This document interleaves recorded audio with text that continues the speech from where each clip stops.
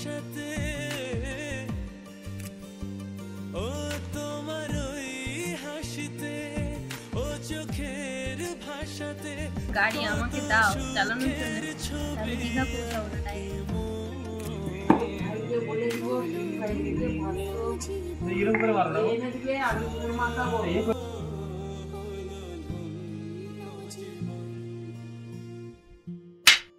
Hello everyone, কেমন আছো তোমরা? আশা করছি তোমরা সবাই ভালো রয়েছো আর আমিও ভালো রয়েছি। আমি প্রিয়া, আমার নতুন একটা ভিডিওতে তোমাদের সবাইকে জানাই অনেকটা স্বাগত। আবারও আগের মতো একই ইন্ট্রো দিলাম। তো এই ভিডিওটা হচ্ছে আগের দিনের ভিডিও। তো চলো আজকের ব্লগটা তোমাদের সঙ্গে শুরু করি। আজকে হচ্ছে আমাদের বাড়িতে রান্না হবে মাংস আর কি, দেখতেই পাচ্ছ। কারণ বাবা বলেছিল তোরা আসার পর একদিনও খাসির মাংস হয়নি, কারণ পুজো পুজো পুজো এই সমস্ত জিনিসগুলো নিয়ে কেটে গেল।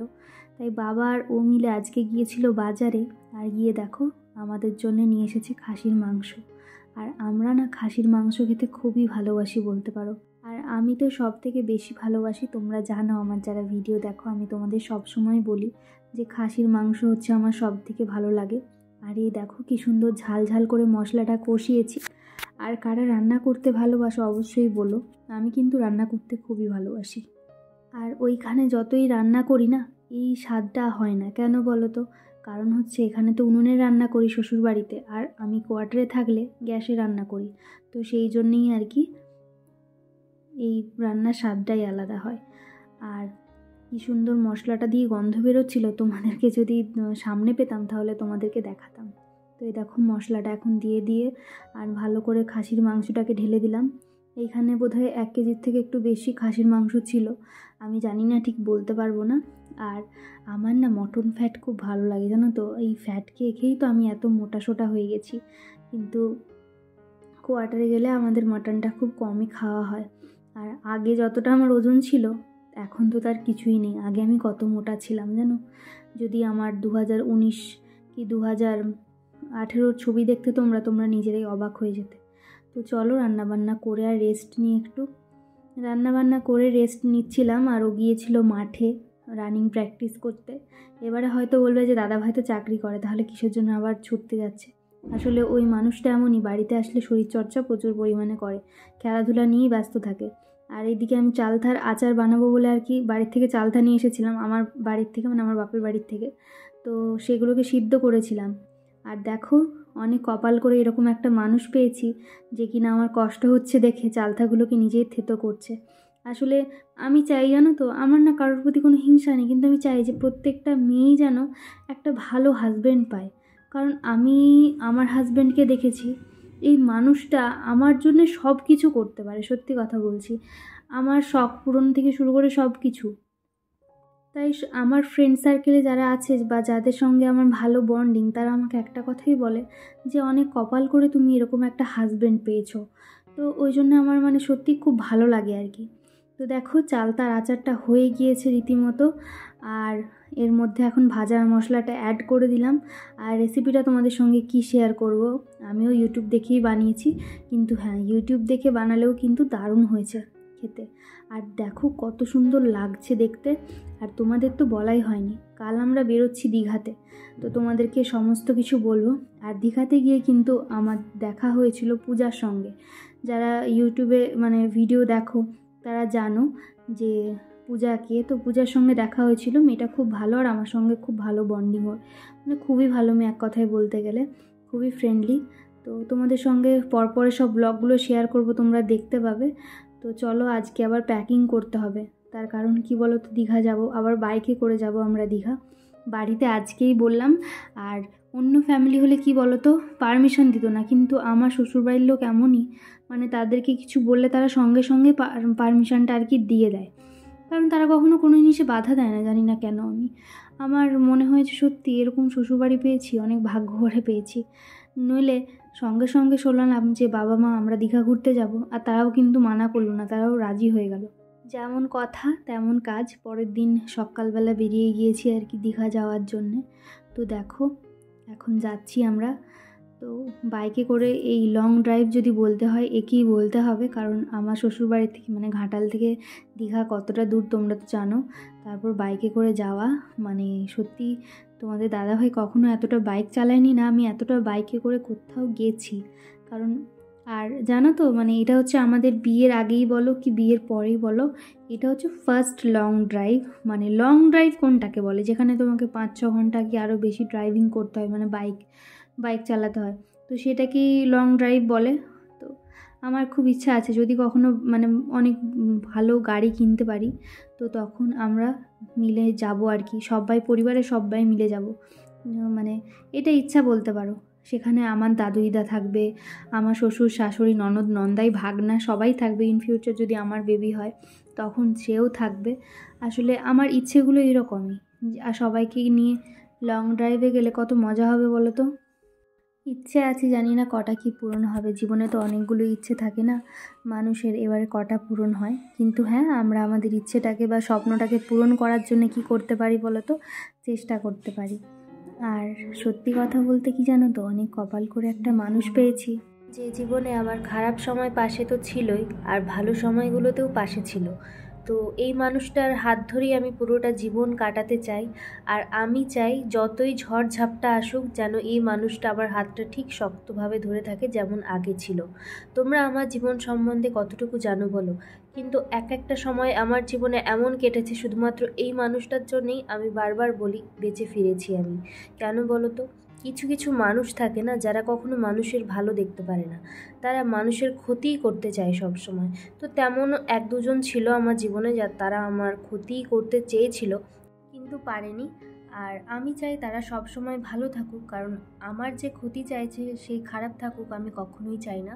ঈশ্বর যেন তাদের মঙ্গল করুক, আর আমি চাই তারা যেন আরও ভালো হয়ে উঠতে পারে, কখনো কারো জীবনে না ক্ষতি করে আর কি। তো সেই সমস্ত কথা ছাড়ো, এখন ভালো কথা বলি। দীঘা ঘুরতে যাচ্ছি, কত মজা হবে বলো তো। এখন দুপুরবেলা আমরা ভাত পাইনি, ভাত খাবো বলে দাঁড়িয়েছিলাম অনেকগুলো রেস্টুরেন্টে, কিন্তু ভাত যেহেতু পেলাম না, অবশেষে প্রায় 4টে বেজে গিয়েছিলো। দুপুর তো আর বলা চলে না, বিকেল। তবে আমরা একটা জিনিস অবাক হয়ে গেলাম যে ওয়েস্ট বেঙ্গলে 4টের সময় আমরা ভাত পেলাম না, অদ্ভুত ব্যাপার। তো আবার আমরা রুটি খেলাম, তড়কা খেলাম, আর ও খেয়েছিল বোধহয় চিকেন। আমার বাইরের চিকেন অতটা ভালো লাগে না, তো সেই জন্য আমি নিইনি। আর তড়কাটাও যে খুব একটা ভালো ছিল আমি বলবো না, কারণ তড়কার মধ্যে আমি কখনো কিশমিশ দেয় সেটা দেখিনি। তো যাই হোক, আমি ওকে বলছিলাম যে আমাকে একটা রেস্টুরেন্ট বানিয়ে দাও তো, আমি অনেক ভালো ভালো রান্না করতে পারি, তো সেখানে আমি ভালো ভালো রান্না করে খাওয়াও তাদেরকে। তো বলছে হ্যাঁ হ্যাঁ ঠিক আছে চলো, তোমাকে একটা রেস্টুরেন্ট বানিয়ে দেবো দীঘায়। তো এভাবে মজা করতে করতে আমাদের জার্নি প্রায় কমপ্লিট হয়ে এসেছে। আর রাত্রের দিকে না ভিডিওগুলো করিনি, কেন বলো তো, তোমাদের দাদাভাই আমাকে বলছিল যে রাত্রিবেলা ফোনটা রাখো প্রিয়া, কারণ সন্ধে হয়ে গেছে, যেহেতু হাইওয়েতে গাড়ি চালাচ্ছিল না।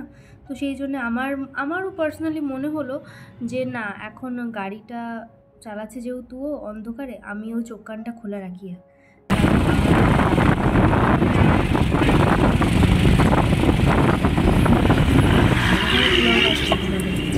তোমরা দেখতে পাবে। তো চলো, এখন প্রায় হয়তো আরও 3 থেকে 4 ঘন্টা আমাদের লাগবে। আর আমরা না রাস্তা জানি না, এটাই হচ্ছে মেন প্রবলেম। একবার দাদাকে ফোন করছি, দাদা বলে দিচ্ছে, আর আমরা গাড়ি চালাচ্ছি। অনেকবার হয়েছে রাস্তা ভুল করেছি আমরা, তো সেখানে আর কি করব বলো, সেখানে আর তো কিছু করার নেই। এইবারে যখন রাস্তা দেখে নিয়েছি, তো এইবার ঠিক করেছি যে যতই আমার সমস্যা হোক তবে বাসে করেই আসবো। আর ও বলল যে ঠিক আছে তাহলে তোমার কথাটাই থাক। আর মানুষটা যে আমার সমস্যা হওয়ার কারণে যে এতটা বাইকে করে এসেছে, এটা কজন পারে বলো তো। আসলে অনেকে বলে যে ভালো জিনিসটা দেখাস না প্রিয়া, ভালো জিনিসটা দেখালে নজর লেগে যাবে, কিন্তু এটা সত্যি কথা যে তুমি যদি মানুষকে সমস্ত কিছু ভালোটাই দেখাও না, মানুষের নজর লেগে যায়। কারণ কিছু কিছু মানুষ থাকে যারা মানুষ ক্ষতি চায়, কিন্তু কিছু কিছু মানুষও থাকে যাদের এই আমাদের হাজব্যান্ড ওয়াইফের বন্ডিংটা দেখলে তাদেরও ভালো লাগে। তো সেই জন্য আমি শেয়ার করি। আর কি বলো তো, এতটা রাস্তা যেহেতু এসেছি, আমি প্রচুর চা খাই, মানে চা খেতাম, খাই, এখন খাই না, এখন সেটা 1 কাপ কি আধ কাপে চলে এসেছে। আগে প্রচুর চা খেতাম। তো এখন দেখছি রাস্তার মোড়ে এতক্ষণ ধরে মানে গাড়ি চালিয়েছে, ওর তো কোনো অসুবিধা হচ্ছে না, কিন্তু আমি পেছনে বসে রয়েছি, আমার বেশি অসুবিধা হচ্ছে। তাই বলছি যদি গাড়িটা তোমাকে চালাতে হতো। আমি বললাম যে এবারে যখন বাড়ি যাব না, তুমি এক কাজ করো, আমাকে গাড়ি চালানোটা শিখিয়ে দিও। তো বললো হ্যাঁ ঠিক আছে, তোমাকে না হয় শিখিয়ে দেবো। তো এই যে দেখো এখন চা খাচ্ছি। আর একটা কথা আছে না যে 1 কাপ চায়েও আমি তোমাকে চাই। তো বুঝলে পাত্রবাবু, ব্লগটা দেখে থাকলে কমেন্ট করবে, এটা কিন্তু তোমার জন্যই বললাম। আর দীঘা যাওয়ার জন্য যেই রাস্তাটা ফেস করে আমরা কাঁথি অবধি গিয়েছি, সেই রাস্তাটা মানে কি বলবো, দিনের বেলা অনেক তাড়াতাড়ি পৌঁছে গিয়েছিলাম, কিন্তু রাত্রিবেলা এত গাড্ডা রাস্তাটাতে আমরা রীতিমতো মানে কি বলবো, কিছু বলার নেই। অনেকটা জার্নি করে আর এখন আমরা এসেছি, দেখো মিলনদা আমাদেরকে নিতে এসেছে কাঁথিতে। কাঁথি থেকে তো আমরা জানি না ওর মানে দিদির বাড়ি কোথায়। আমরা মিলনদা দিদির বাড়িতেই স্টে করেছিলাম। অ্যাকচুয়ালি বাড়ি বলা ভুল, ওটা হচ্ছে রাজপ্রাসাদ। তো ওখানে স্টে করে আর আমরা একদিন মতো ছিলাম। একদিন থেকে তারপরের দিন আবার মিলনদার বাড়ি ঘুরে আর চলে এসেছিলাম। আর মিলনদার বাড়ির লোক হচ্ছে সবাই খুব ভালো। আর মিলনদা তোমাদের দাদাভাই আমার মতো বলে নিয়ে দরকার নেই, দরকার নেই।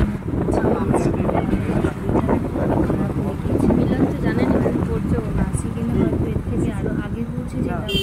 ওকে বলবে না, আমি বলবো না বলেছি যদি কখনো আসবো তো বটেই, কারণ আমার জায়গাটা ভালো লেগেছে। কিন্তু আমার খুব ভালো লাগে পাহাড়ের থেকে বেশি আমার সমুদ্র মানে, তো সেই জন্য এই ঘরটা আসতেই হবে। আর ও আমাকে আরও ভয় করেছে। দেখো বাড়িটা মানে বাড়িটার ভিতরটা তো তোমাদের সঙ্গে শেয়ার করেছি, বাড়িটার বাইরেটা তোমাদের সঙ্গে শেয়ার করলাম। এখন পুরো বাড়িটা আমি কভার করতে পারি রাজমহলের নিচে দেখছি। আর বাড়িটা এমন সুন্দর জায়গায়, মানে একদম মেন রোডের কাছেই। এখন একটু ব্লগটা করি, দাঁড়াও, ব্লগই করাইনি। দীঘা ব্লগ কি দেবো আমি, দীঘায় এসে যে ব্লগ করবো আমি, এত বড় ভিডিওতে একটা দিতে হবে, কি দেবো যে হ্যালো গাইজ আমি ঘর থেকে বেরিয়েছি, আবার পরের দিন দীঘা থেকে ঘর যাচ্ছি।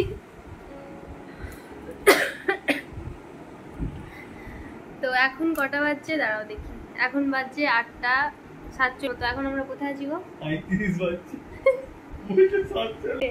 যাই হোক 37 বাজছে। তুমি আমাকে একটা কথা, এই দেখো এই মিলনদাদের ঘরের লাইটিংটা কি সুন্দর, ক্যামেরাটা কি সুন্দর এসে দাও। তো এখন আমরা কোথায় আছি জানো? এখন আমরা রয়েছি কাঁথিতে। কাল যাব দীঘা, আর কালকে দীঘাতে গিয়ে একটু ঘুরবো আর মানে খুব মজা করবো এক কথা বলতে গেলে। তো দেখাচ্ছি ওকে, ওর অবস্থা এখনো চেঞ্জ করিনি।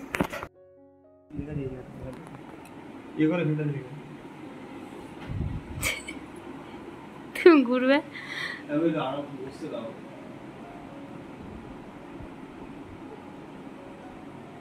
যে ক্যামেরাটা অন করলাম অমনি আরাম করে বসতে দাও, এইটাই হচ্ছে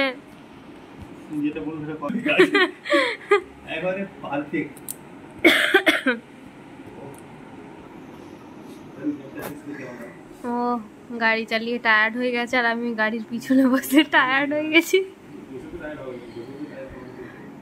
আচ্ছা বসে বসেই টায়ার্ড হয় মানুষ, ঠিক আছে কিছু কাজ করলে তোমাকে বলছি গাড়ি চালানো শিখিয়ে দাও। আমাকেও বলছিল গাড়ি চালাতে, কিন্তু ব্যাপারটা হচ্ছে আমি মানে এতই ভয় লাগছিল আমার, আমাকে বললাম যদি আজকে তুমি গাড়ি আমাকে দাও চালানোর জন্য, তাহলে দীঘা পৌঁছাবো না, ডাইরেক্ট হয়তো হসপিটালে পৌঁছাবো কি কোনো জঙ্গলে গিয়ে ঢুকিয়ে দেবো। তো এত মানে গাড়ি চালানোর খুব ইচ্ছা হচ্ছিল, কিন্তু ভয় লাগে না নিজের উপর, কি এখনো শিখিনি আমি, মানে জানতাম, দাঁড়াও না আমি জানতাম গাড়ি চালানো, ঠিক আছে আমি ভুলে গেছি, আমার বাবার বাইক আমি শিখেছি, ব্যাপারটা হচ্ছে ভুলে গেছি আজ কত বছর আগে।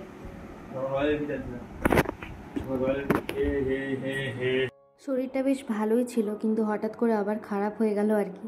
তো সেই জন্য আমি রেস্ট করছিলাম, আর ও দেখছি আমি জামাগুলো চেঞ্জ করে রেখেছিলাম, ও দেখছি রাত্রিবেলা সাবানের গুঁড়ো দিয়ে ভালো করে, মিলনদার কাছ থেকে সাবানের গুঁড়ো চেয়ে ভালো করে ধুয়ে দিল। আসলে একটা মেয়ের এইটুকুই চাই, আর কিছু চাই না। তো চলো আজকের ভিডিওটা এখানেই শেষ করছি। তোমরা সবাই ভালো থেকো, সুস্থ থেকো, আর আরও মজাদার মজাদার ভিডিও আসবে, তোমরা সবাই সাপোর্ট করতে থেকো আমাকে। তো টাটা।